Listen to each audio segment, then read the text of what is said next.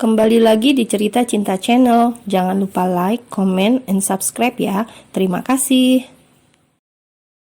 Aku menginginkanmu, bisik Bondan. Jangan gila kamu, kita tidak bisa melakukannya.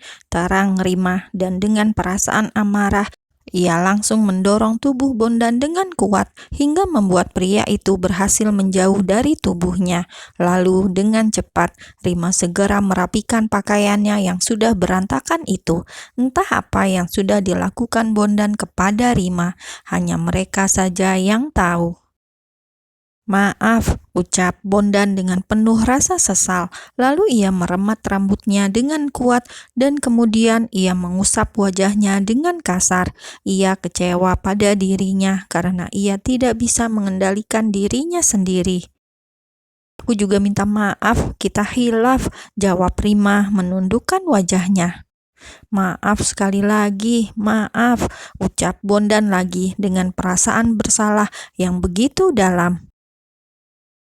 "Iya," jawab Rima pelan, masih menundukkan wajahnya. Tidak berselang lama, listrik di wilayah tersebut menyala kembali, termasuk di taman itu juga yang kini terlihat terang. Bondan menoleh menatap Rima, lalu ia mengelus kepala Rima dengan lembut. Jantung Rima berdebar tidak karuan saat diperlakukan seperti itu oleh Bondan. "Aku terlalu kasar ya, lihat bibirmu sedikit bengkak," ucap Bondan sembari menatap bibir pink yang baru saja ia lahap dengan sangat rakus. Perkataan Bondan membuat wajah Rima kian memerah karena merasa malu. "Sepertinya aku harus pulang," Rima beranjak dari duduknya. "Biar aku antar," ucap Bondan ikut beranjak dan langsung menggandeng tangan Rima. Tapi aku membawa mobil sendiri," tolak Rima dan ingin melepaskan genggaman tangan itu. "Suruh supirmu mengambilnya," jawab Bondan acuh dan semakin mengeratkan genggaman tangannya. "Tapi kan, jangan membantah, ini sudah malam dan biarkan aku mengantarkanmu pulang," ucap Bondan tegas dan mau tidak mau Rima pun mengikuti kemauan Bondan. "Sudah siap?" tanya Bondan saat ia dan Rima sudah menaiki motor RX King tersebut. "Sudah," jawab Rima. "Pegangan," ucap Bondan dan dengan penuh keraguan Rima melingkarkan tangannya di pinggang Bondan. Bondan tersenyum tipis saat ia merasakan pelukan hangat itu dari belakang, ditambah lagi sesuatu yang kenyal bersentuhan dengan punggungnya dan berhasil membuatnya bertraveling riah. "Ayo jalan, kok malah bengong," ucap Rima menyadarkan Bondan yang tengah asik dengan pikiran liarnya.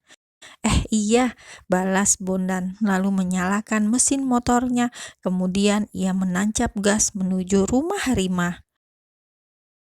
"Kamu dingin?" tanya Bondan sembari mengelus tangan Rima yang terasa dingin.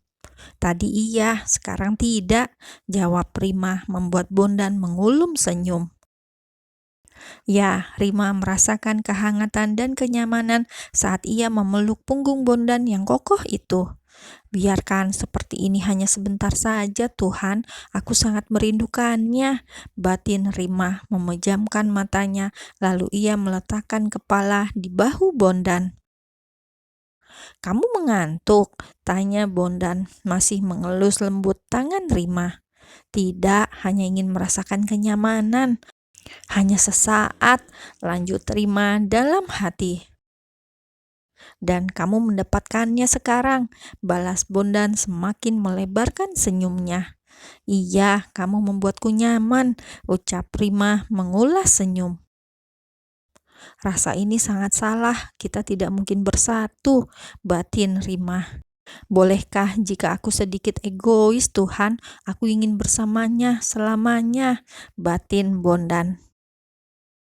Dan perjalanan mereka menuju rumah Rima menjadi hening karena keduanya sibuk berperang batin dan juga pemikiran mereka berkecamuk memikirkan hubungan yang rumit itu. Tidak berselang lama, motor yang dikendarai Bondan sudah sampai di halaman rumah yang sangat mewah. "Terima kasih, Bonbon," ucap Prima saat ia sudah menuruni motor tersebut.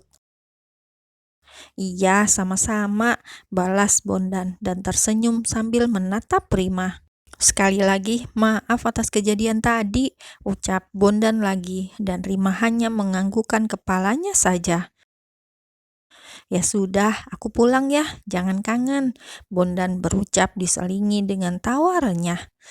Kayak ABG saja," balas Rima tersenyum malu. Pagi hari di rumah minimalis itu, Vika dan Emma dibuat heran dengan tingkah Bondan yang terlihat aneh. Bagaimana tidak, jika Bondan berdiri di depan cermin wastafel yang ada di dekat dapur, sembari tersenyum dan mengelusi jambangnya yang baru saja ia cukur. "Sudah ganteng ya," seru Vika sembari mengernyit heran menatap ayahnya yang tak kunjung beranjak dari depan cermin itu. "Ayah memang selalu ganteng," jawab Bondan tersenyum geli dan matanya masih menatap pantulan dirinya di cermin tersebut. "Ayah kesambet apa sih?" bisik Emma kepada istrinya. "Entah, sejak tadi malam tingkahnya sudah aneh," balas Vika masih berbisik.